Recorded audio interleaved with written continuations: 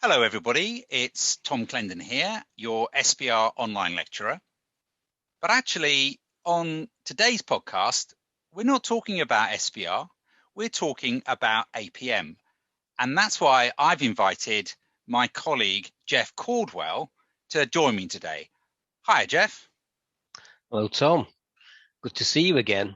Yeah, and thank you for joining me today. So, Geoff, we've worked together in Kaplan, and but what I'd like you to do, first of all, is perhaps introduce yourself to my audience, please.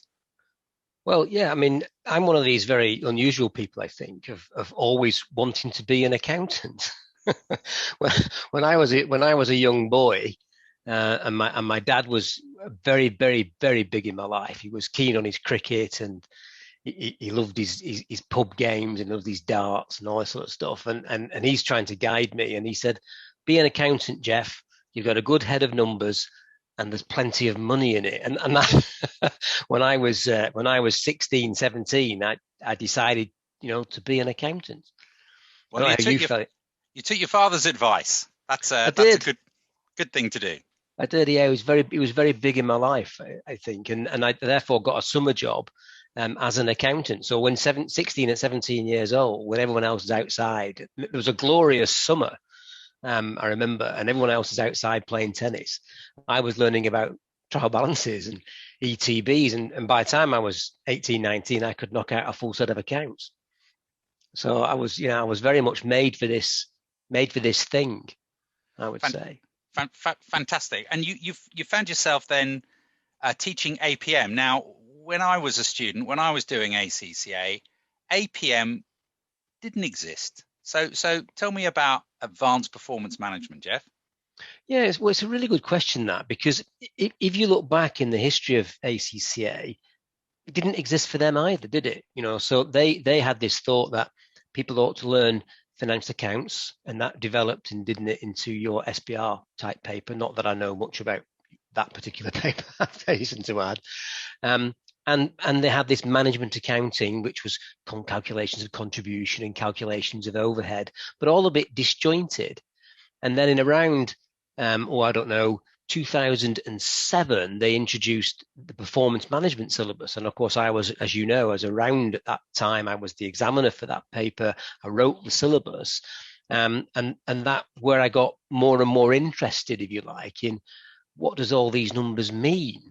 We're not looking backwards. And I always accuse the financial accountant people of looking backwards. We're driving the car forwards, Tom. So I was always very much more interested in sort of in that element. And of course, performance management is just making sure the car stays on the road. So that's what APM's about. Let's just make sure we're all going in the same direction, that we're not going to run out of petrol, that we're not going to get a flat tire and hit a tree. Yeah. Yeah, I mean the accounting qualification has certainly, I think, improved from my day, and I do appreciate the way that ACCA has tried to future-proof its qualification. When I was studying, we did bookkeeping after bookkeeping. There was a double AAP. There was too much number crunching going on, and now it's about running a business and understanding things. And as you say, trying to look forward. Even in SBR, we do a little bit of projection and interpretation going forward, even in SBR. But so it's an optional paper, isn't it, Geoff? Yeah, that's right. They've got to do 2 out of 4, haven't they? And it's horses for courses, I think. If someone's really good at mathematics, they can perhaps look at AFM. If people really like learning rules, they can look at tax. If they want to be an exciting person at parties, they can do audit and assurance. But if they want to manage a business and do something that's relevant to their everyday work, and because APM is massively relevant. Everyone has targets. Everyone has a reward system. Everybody gets involved in budgets, even though they might not actually prepare a budget. Everyone knows what a variance is, or should know what a variance is. And so APM, I think it's a great paper because it's just so relevant. It's relevant to everybody. So that's why I think it's a great paper, and it's got a great examining team. I think they've really understood what the challenges are, out there for the performance manager. So you talked there about the examining team, and so if I'm a student, what challenges do I face in studying APM? How do I prepare for this? How do I prepare for this exam? Yeah, that's a really good question, and I think it's different with all respect, to what you might do for SPR, although you could tell us about that, I suppose, in a moment, or what you might do for tax. I think with APM, what you've got to do is adopt the right mindset right from the beginning. The examiner has made it quite clear in these various articles and so forth that he thinks that accountants in industry aren't really doing quite what they should all the time, that they're stood still a bit too much.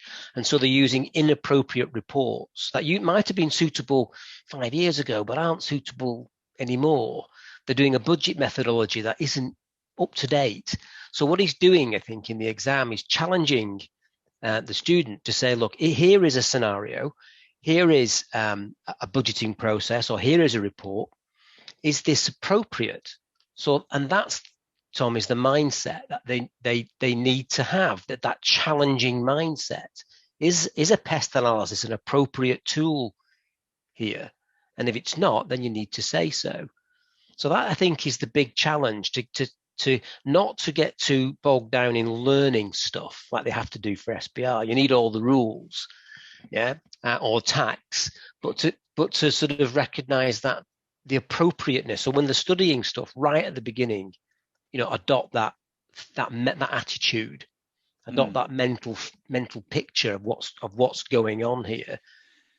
So you encourage your students to have a critical appreciation. You give your students the tools to solve problems. Is that a fair summary?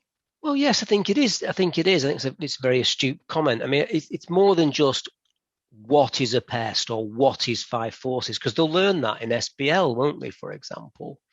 But it's about when should five forces be used, or can five forces be used in this scenario?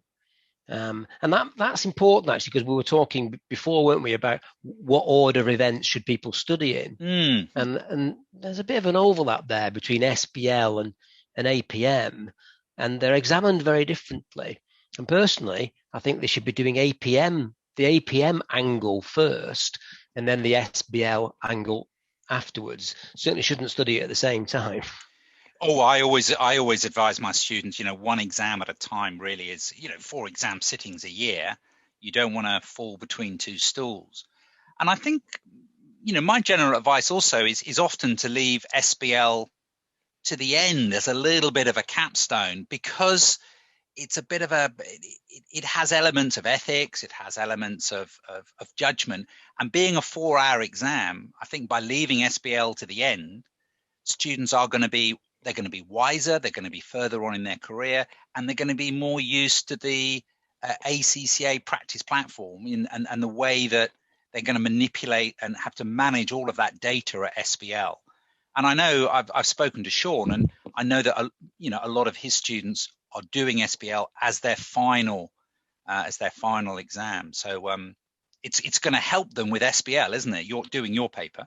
I completely agree with that. Yeah, I mean, SBL has its own challenges, but in APM, the output from SBL is part of the question. So the examiner will often give people what the strategy is going to be for the business. What is its mission statements? It might give them an outline of political and economic pressures. And what it's interested in is how can we guide the business through this, given we've got a strategy. So it sort of takes away the strategic worry and gives that as part of the question. And then we can go off with performance management about concentrate on delivery, where of course SBR you might say what you're doing is then reporting on that. And the tax are taxing that, and the financial managers are saying, well, how can we finance that? I mean, you have to commend the ACCA for a rounded syllabus. You can see how all the individual bits and pieces fit together. Yeah. No, I like your analysis. I like your analysis there, Geoff. So, which of the skills papers is most closely correlated to your advanced performance management? Well, I suppose the obvious answer to that is the performance management paper, but actually there might not be something that's that correlated. APM sits pretty much on its own. PM is about giving you the tools and techniques. So do you know what a contribution is? Do you know what the decision-making tools are? Yeah. Can you deal with overheads in a sensible fashion? ABC and even traditional overheads. And APM is much more systematic. The budgeting system, the overhead system, what the conclusion. It's a much bigger picture. So what I'm always careful of when I create my courses is to make sure that anything that's examinable in PM that is also examinable in APM is covered within my courses. Oh, that's good, because I mean, teaching SBR, a lot of my students come through from a degree and they haven't done the skills paper, and they're nervous. They don't know what they don't know in terms of what they've done at FR. So it's really interesting and pleasing to hear you say that, because I adopt the same approach in SBR, in the sense that if it's relevant for SBR, even if they've been taught it at FR, if it's relevant at SBR, I want to build that foundation. I want to make sure they've got that platform of understanding of the basics, because there's no point in doing the fancy stuff and unless they understand the basics. And you're obviously cut from the same cloth there. Oh, I completely agree with that. I mean, what you don't want someone to have to do is go off and buy themselves a PM textbook from somebody. And it doesn't matter how good the publisher is, it's going to be 400 pages, of which 60 pages, 50 pages, 40 pages are relevant. And, this is where you and I can add such great value. I mean, did you teach the lower papers? Oh yeah. Oh, I've cut my teeth. Oh yeah, I've done them all. I've done them all, and I finally settled on SBR after Well, I'm glad you've still got teeth, Tom. That's fine.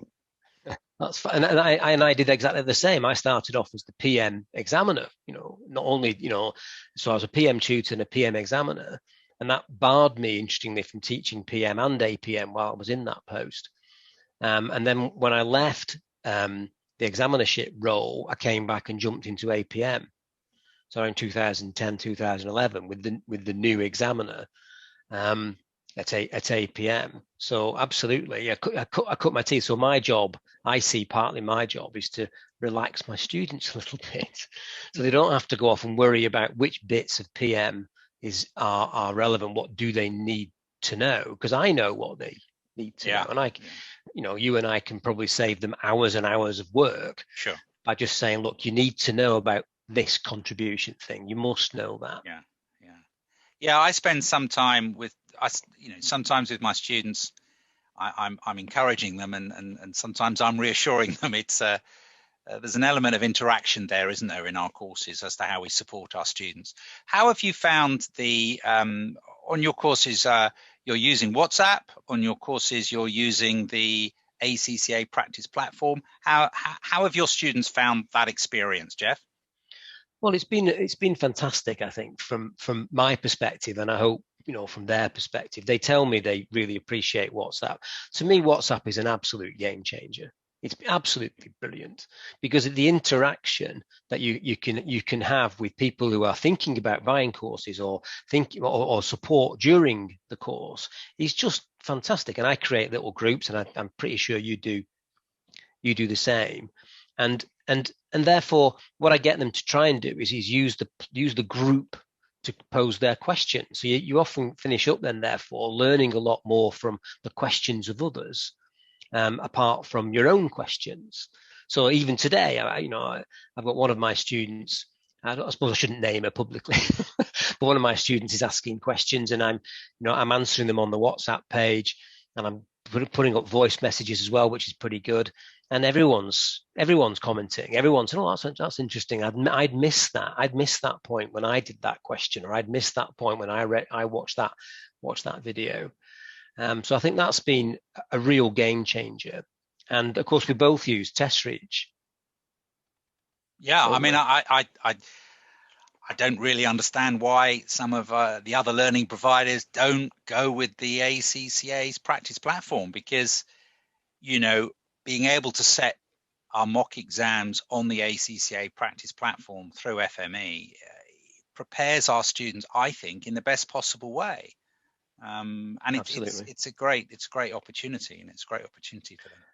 Yeah, because of course we've gone through 2020, and we're now at the recording of this conversation. You know, we're now in 2021, and remote invigilation's become a thing. And there's no question about it. If you speak to students towards the end of 2020, they were very, very, very worried. Not just about CBE, but more specifically about the remote invigilation element of that. And I think that the work that we've done at FME has, I think, led the way a little bit in that regard, you know, in that all our mock exams are on the practice platform. There is guidance as to how you might conduct yourself when you can't use paper. Mm. It's a very, very big thing. I understand why the ACCA have done that, because obviously there's a security thing. How can you tell if someone's writing down, or they're really pretending to write down, and what they're really doing is reading the notes? I mean, I completely understand that, but it's beholden, I think, on the tutors to grasp this nettle and try and explain how you might do that. So just like you, I've invested heavily in producing exams on TestReach and producing guidance on how you might actually conduct yourself during a remote examination. Yeah, brilliant. Good, Geoff. So that's been a very interesting conversation. And can I leave you with one last question, which is, can you tell me again why you love this paper so much? I love it because it's relevant, because it's interesting, and because it makes you it makes you the accountant that I set off to be when I was 17, right? Because fairly early on in my study of accounting, if you like, I didn't really take to the historic reporting side. I really embraced the idea, gosh, these calculations mean I can make more beans, and somebody else, Tom, can count the beans, and somebody else can tax the beans and raise finance for the beans. But what APM's about is making more beans, and that in the end is what's important in the finance world. Brilliant. Well, thank you very much, Geoff. And if you want to get in contact with Geoff, he's easy to find. geoffcordwell.co.uk. He's the man for APM. And thank you very much for listening today. Bye-bye, Geoff. Okay. Well, thanks very much, Tom. And it's geoffcordwell.com. .com. I am truly an international. Fantastic. Okay. Thanks very much, Tom. Bye-bye. Bye-bye.